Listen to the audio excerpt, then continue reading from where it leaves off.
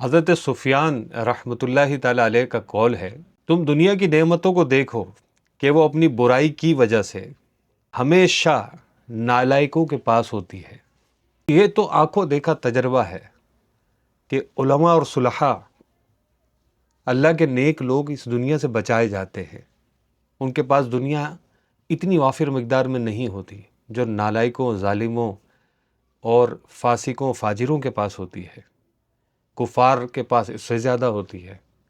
تو جو نافرمان ہوتے ہیں، دنیا ان کے پاس چاروں طرف سے آتی ہے، چاروں طرف سے مال و اسباب آتا ہے، اور ہم اس بات میں فکر مند ہوتے ہیں کہ وہ گناہ گار، وہ فاسق، وہ بے نمازی تو خوب پھل رہا ہے، پھول رہا ہے، اور ہم ہیں کہ بڑی مشکل سے گزارا کر پا رہے ہیں۔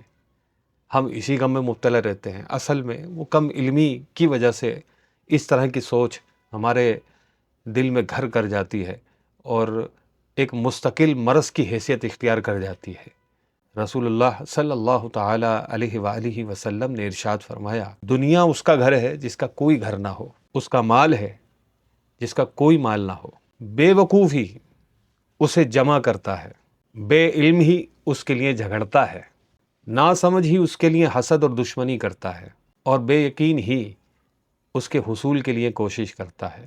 اللہ پاک ہمیں دنیاوی رنگینیوں سے محفوظ رکھے اور اصل میں آخرت کی تیاری کی طرف توجہ کرنے کی سعادت نصیب فرمائے۔ دنیاوی مال و اسباب دیکھ کر دل رنجیدہ ہونے کے بجائے اخروی کامیابی پر نظر رکھنے کی سعادت نصیب فرمائے۔